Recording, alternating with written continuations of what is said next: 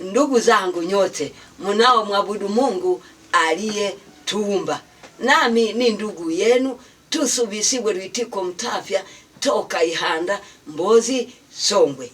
Nimekuja tena kwa siku hii ya leo. Hebu niseme na wewe askofu. Askofu, kama hutatubu na kuacha kumuita huyo mtu wa Mungu, kumuita adui, na tena kama hutatubu na kuanza kumuombea, utahukumiwa.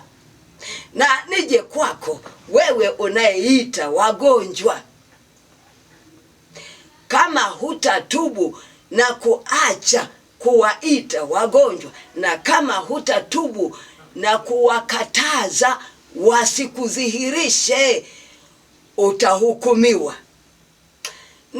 Nije kwako tena mzaliwa wa Ihanda unayekaa Dar es Salaam, kama hutatubu na kuanza kuja kunitazama mjane, na kama hutatubu na kuanza kuniombea, utahukumiwa.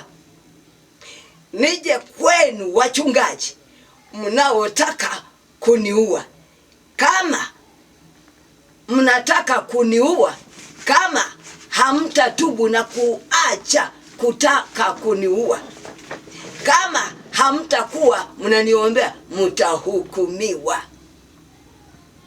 Mungu awasaidie. Na ninafurahi sana ikiwa utabahatika kusikia hiki kipindi cha siku hii ya leo. Na nije kwako wewe unayetoa fungu la 10 na malimbuko, kama hutaacha kutoa fungu la 10 na malimbuko, na kama hutatubu na kuanza kuwapa watu vitu, utahukumiwa.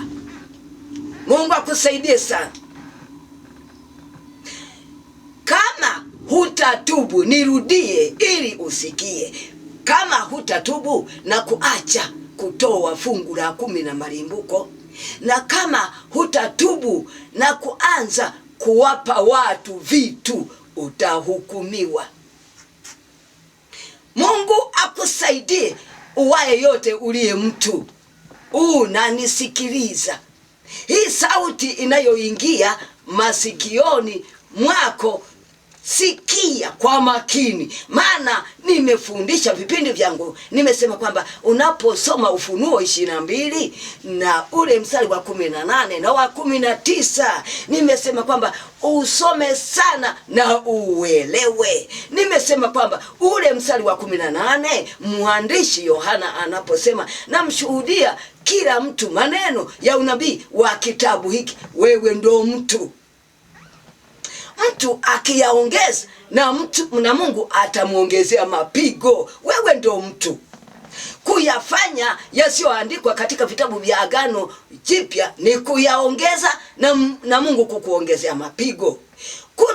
Uo wa 19, kutokulifanya lolote lililoandikwa katika kitabu chochote cha Agano lipi? Agano Jipya. Kutokulifanya ni kuliondoa, na Mungu kukuondolea sehemu yako katika mti wa uzima na katika ule mji mtakatifu ambao habari zake zimeandikwa humo.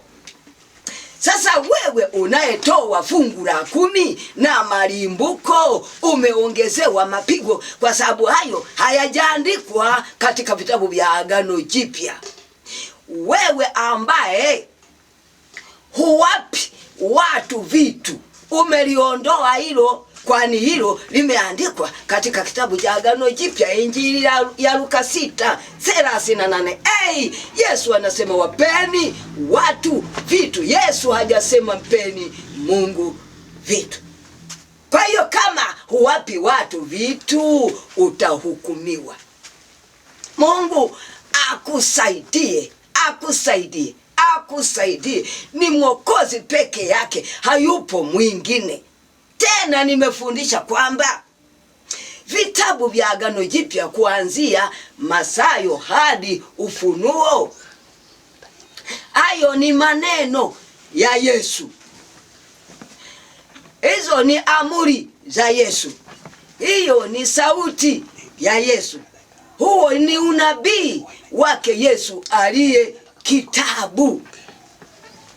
Wewe kama huwapi watu vitu, umeliondoa na Mungu amekuondolea sehemu yako katika mti wa uzima na katika ule mji mtakatifu. Kama unatoa fungu la 10 na malimbuko, umeongezewa mapigo kwa kutoa fungu la 10 lisiloandikwa katika vitabu vya Agano Jipya. Utahukumiwa. Mungu akusaidie unayenisikiliza.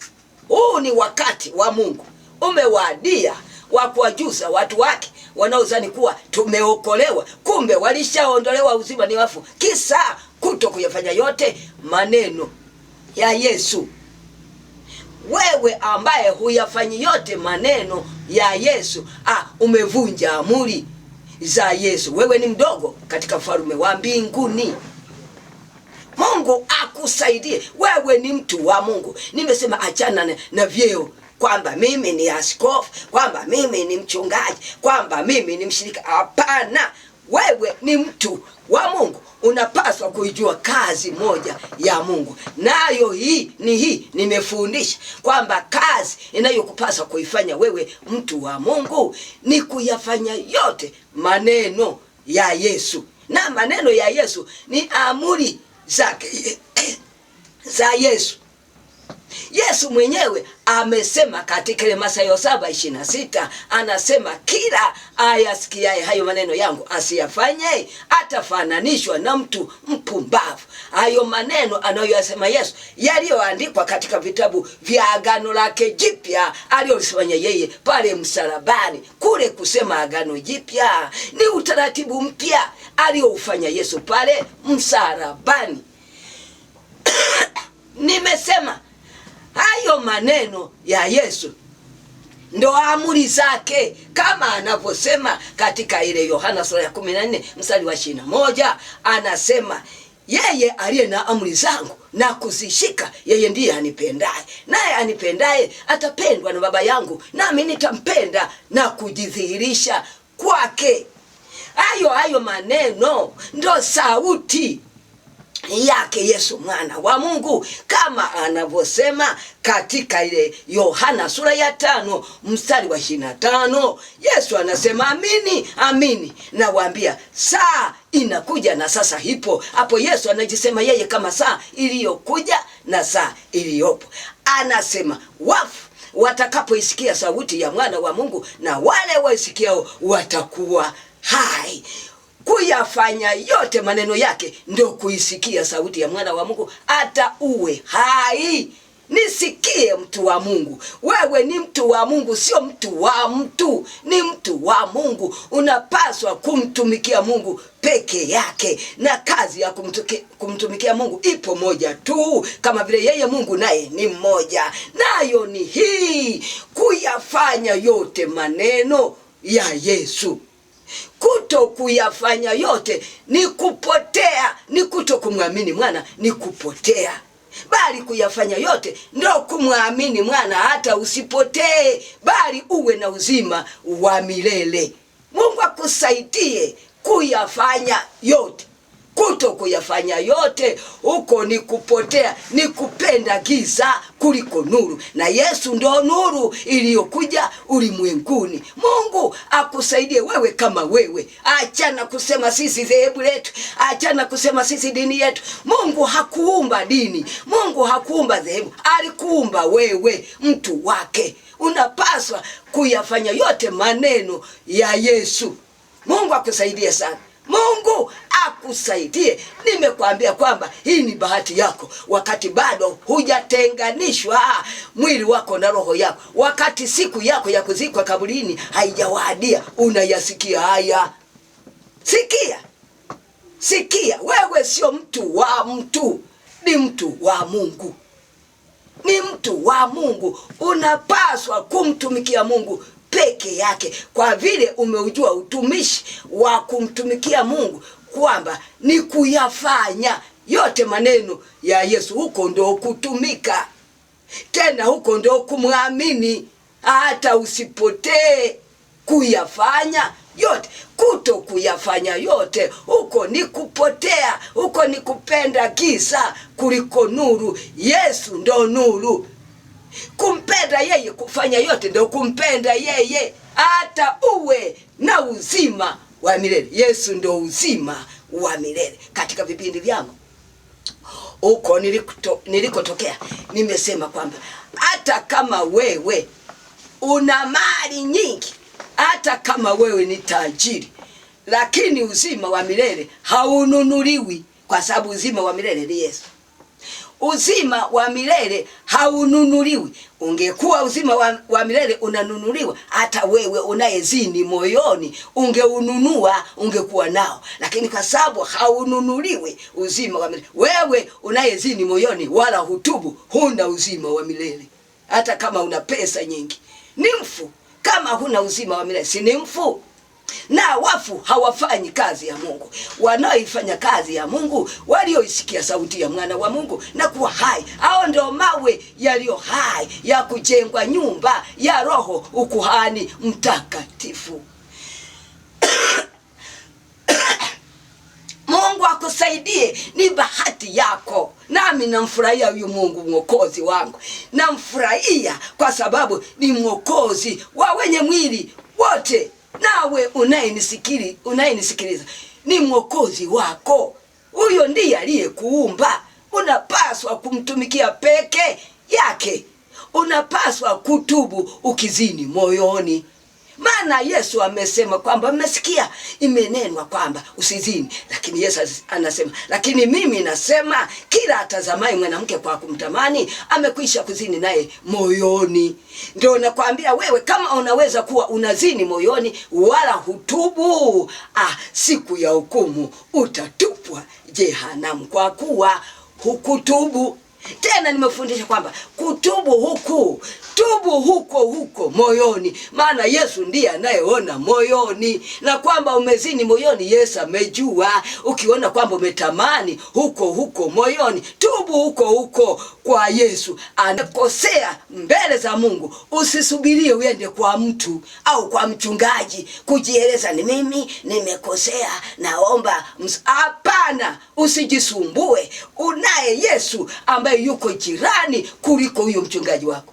Ukiona umezini moyoni, huko ingia na kutubu na kugaga kwamba hapa nimekosa, Yesu nimezini. Yesu anakusamehe. Hata kama ungeendelea kuomba msamaha siku moja mara 100, unamwendea pale unapojigundua kwamba hapa nimemkosea.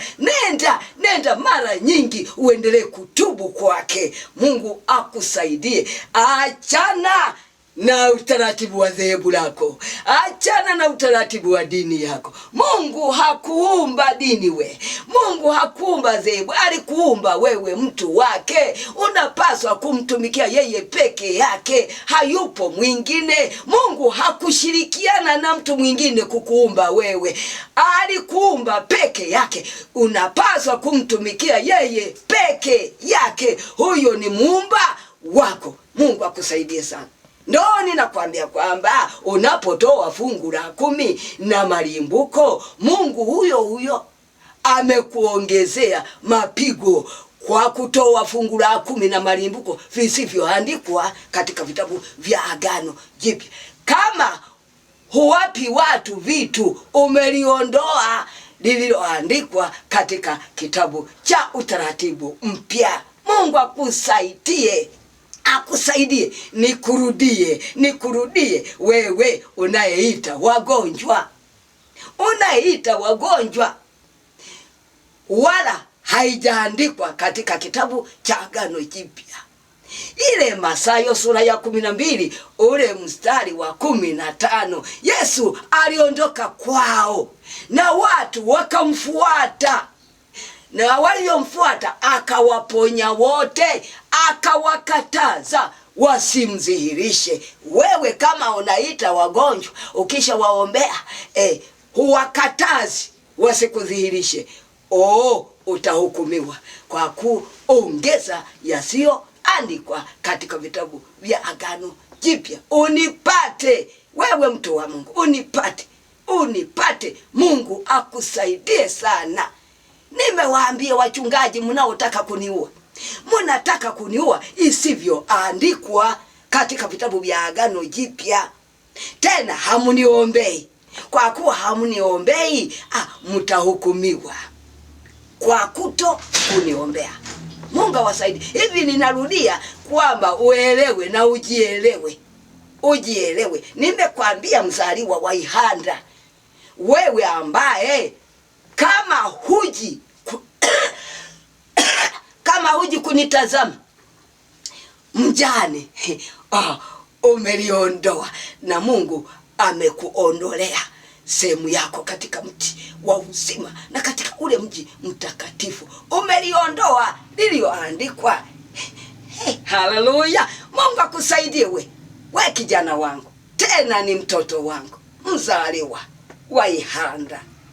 Nakwambia kama hutakuja kunitazama mimi mjane, umeliondoa, na Mungu amekuondolea sehemu yako katika mti wa uzima kwa kutokuja kunitazama mjane. Yakobo 1:27. Dini iliyo safi isiyo nataka mbele za Mungu ni kwenda kuwatazama yatima na wajane katika dhiki yao na kujirinda na dunia pasipo mawa. Wewe kama huji kunitazama, umeliondoa hilo lilioandikwa, na Mungu amekuondolea uzima. Hapo ulipo ni mfu, na wafu hawafanyi kazi ya Mungu. Wanaoifanya kazi ya Mungu walioisikia sauti ya mwana wa Mungu na kuwa hai. Hao ndio mawe yaliyo hai ya kujengwa nyumba ya roho, ukuhani mtakatifu. Nimekwambia kwamba huu unasoma Petro wa kwanza sura ya 2, ni uanzie mstari wa 5 na kuendelea, ujijue jinsi ulivyo mfu. Wewe sio jiwe lilio hai. Mungu akusaidie. Wewe ni mtu. Ni mtu. Nimesema achana na majina ya hivyo vyeo mlivyopewa na wanadamu. Achana. Wewe ni mtu. Wewe ni mtu wa Mungu, unayepaswa kumtumikia Mungu peke yake, kwa vile umeujua utumishi wa kumtumikia Mungu ni kuyafanya yote maneno ya Yesu. Yote. Kuto kuyafanya yote huko ni kupotea, ni kuto kumwamini mwana. Bali kuyafanya yote ndio kumwamini mwana, hata usipotee, uwe na uzima wa milele. Mungu akusaidie. Usiwe mfu. Unaweza kazani hapa upo unafanya kazi ya Mungu, kumbe ni mfu, na wafu hawaifanyi kazi ya Mungu iliyo moja, hiyo ambayo ni ya kuyafanya yote maneno ya Yesu. Mungu akusaidie we. Akusaidie. Akusaidie. Sasa hebu niwaambie nyote ambao nimeyataja hapo, kama hamtatubu, siku ya hukumu watu wa Ninawi watasimama na kuwahukumu kuwa mmekosa, kwa sababu wao walitubu kwa mahubiri ya Yona. Na hapa yupo aliye mkuu kuliko Yona, anayekitumia kinywa changu hiki. Nyote niliowasema huko, nyote kama hamtatubu, basi siku ya hukumu watu wa Ninawi watawahukumu kuwa mmekosa, kwa sababu wao walitubu kwa mahubiri ya Yona. Na hapa yupo aliye mkuu kuliko Yona, anayekitumia kinywa changu hiki. Mungu akusaidie sana. Ujijue kama hutatubu. Ujijue kama hutatubu. Ila ingelependeza sana utubu. Katika yote niliyofundisha huko, utubu. Ingefaa sana utubu. Utubu, na ukijua kwamba huyu anayekitumia kinywa cha huyu ni mkuu hata kuliko Yona, ungetubu. Mungu akusaidie. Mungu akusaidie utubu. Mungu hataki watu wake wapotee, waishie tu kusema wokovu wa mdomoni kwamba tumeokoka, huku hawayafanyi yote maneno ya Yesu. Huku wamepotea, huku hawajamwamini mwana. Mungu akusaidie mtu wa Mungu. Mungu akusaidie. Ni mwema kwa watu wote. na ataka kukuokoa. Wewe ni mtu wake, alijiumbia. Hakusaidiwa Mungu kukuumba wewe, alikuumba peke yake na ukawa mfano wake. Mungu akusaidie. Ni nyakati hizi mbaya za siku za mwisho sizo neno na Paulo akimwambia Timotheo kwamba fahamu neno hili ya kwamba siku za mwisho kutakuwepo na nyakati za hatari. Watu watajipenda wenyewe, watu watapenda pesa kuliko kumpenda Mungu. Jikwamue na janga hili. Hili ni janga kubwa, ni janga kubwa kwako wewe, mtu wa Mungu. Mtumikia Mungu peke yake, mheshimu Mungu peke yake. Hakuna Mungu mwingine, ni Mungu mmoja aliyekuumba wewe. Ni Mungu mmoja, tena ni wa kuabudiwa peke yake, ni wa kuheshimiwa peke yake. Mungu akusaidie. Nashukuru sana kama utabahatika wewe mtu wa Mungu kusikiliza kipindi hiki. Mungu ni bahati yako. Si kwamba Mungu hajakujua, amekujua kuliko wewe ulivyojijua. Amekutambua, amehesabu hata nywele za kichwa chake. Mungu hafananishwi, ni wa kuogopwa kama anavyotaka, ni wa kumtii kama anavyotaka. Kuyafanya yote maneno ya Yesu ndo kumtii. Kuyafanya yote kuanzia Mathayo hadi Ufunuo, kuyafanya yote huko ndo kutii, ndo kumtii Yesu, ndo kutii wokovu mkuu. Na wokovu mkuu ni Yesu. Wokovu mkuu ni Yesu. Wokovu mkuu ni Yesu. Ukumbuke kwamba Yesu ndo wokovu. Ndo wokovu ambao siku moja alipoingia nyumbani kwa Zakayo, akamwambia kwamba wokovu umeingia nyumbani mwako Zakayo. Alikuwa akijisema yeye Yesu kama wokovu wa Zakayo. Huyo ndo mwokozi wako, ndo mwokozi wako. Acha kuhangaika na mambo yasiyoandikwa katika vitabu vyake, katika vitabu vya utaratibu wake mpya. Achana nayo, achana nayo, ila unayafanya yote yaliyoandikwa katika vitabu vya utaratibu wake mpya aliyofanya pale msalabani. Mwongo, nisikilize. Kama hutatubu na kuacha kusema uongo, na kama hutatubu na kuanza kusema kweli, siku ya hukumu utatupwa jehanamu. Maana siku uliosema uongo uliongezewa mapigo, hukusema kweli uliondolewa uzima. Tangu siku uliyosema uongo ni mfu. Na ukisema nipo nafanya kazi ya Mungu, hapana, wewe ni mfu. Na wafu hawafanyi kazi ya Mungu. Wanaoifanya kazi ya Mungu walioisikia sauti ya mwana wa Mungu na kuwa hai. Hao ndio mawe yaliyo hai ya kujengwa nyumba ya roho, ukuhani mtakatifu. Nisikilize, unapaswa kuyafanya yote maneno kuanzia Mathayo hadi Ufunuo, kwani huo ndio utaratibu mpya aliyoufanya Yesu pale msalabani. Achana na kuyafanya yasiyoandikwa katika vitabu vya Agano Jipya. Achana. Hata kama unaweza kusema kwamba nimeokoka, hapana, hujaokolewa, umeondolewa uzima, ni mfu. Kisa kwa kutokuyafanya yote maneno ya Yesu. Nashukuru kama utanipata, nashukuru kama utanisikiliza, maana ni mwokozi wa mataifa yote chini ya mbingu. Mungu akusaidie. Wewe ni mtu wake, sio mtu wa mtu. Wewe ni mtu wake. Hapa ninaposema kwamba sio mtu wa mtu, unaweza ukawa unadanganywa, unadhani mchungaji wako wewe mtu wa mchungaji wako. Hapana, huyo mchungaji wako ni mtu, ni mtu wa Mungu. Wewe ni mtu wa Mungu, mchungaji wako ni mtu wa Mungu. Acha kumtumikia mtu. Hebu nikwambie hapo, inawezekana ukawa unamtumikia. Malizie. Ngoja nitaje namba ya simu yangu. 0753 96 9199. Nimesema kama hujaelewa unipigie simu kwenye namba hiyo, niende kumshukuru muumba wangu. Baba, nakushukuru mtumwa wako. Baba, nakuinua. Asante Mungu mwenye tarehe hii ya siku ya leo. Asante Mungu wa maono. Wewe ulijua hili mapema, sijaumbika tumboni mwa mamangu.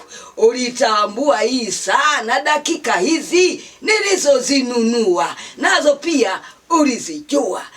Asante kwa sababu ya kutumia kinywa changu kadiri ulivyokusudia, kwa sababu wewe huna mpinzani wa kwamba angelipinga usikitumie kinywa changu kadiri unavyotaka. Na kushukuru sana muumba wangu, na kushukuru na kuinua. Wewe uliyeniambia kwamba piga kelele mwenyeji wa Sayuni, maana mtakatifu wa Israeli yu kati yako. Mungu, na kuinua. Asante kwa sababu umenena. Asante kwa sababu umesema muumba wangu. Jina lako liendelee kukuzwa na kuzidi kutegemewa kwa kila tendo na kwa kila jambo. Mungu wangu, nafurahia wokovu wako. Mungu, nafurahia siku zako za kuziishi mimi ulizosifanya wewe. Asante, asante Yesu.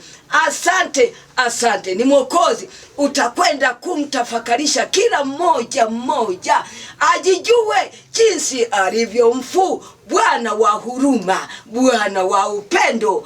Asante kwa sababu upo, badiliki kama wanadamu wabadilikavyo. Hufi, huzeheki. Ulikuwepo, upo, utaendelea kuwepo. Nashukuru katika jina lako Yesu Kristo uliye hai, tulilopewa kuokolewa kwalo. Amen.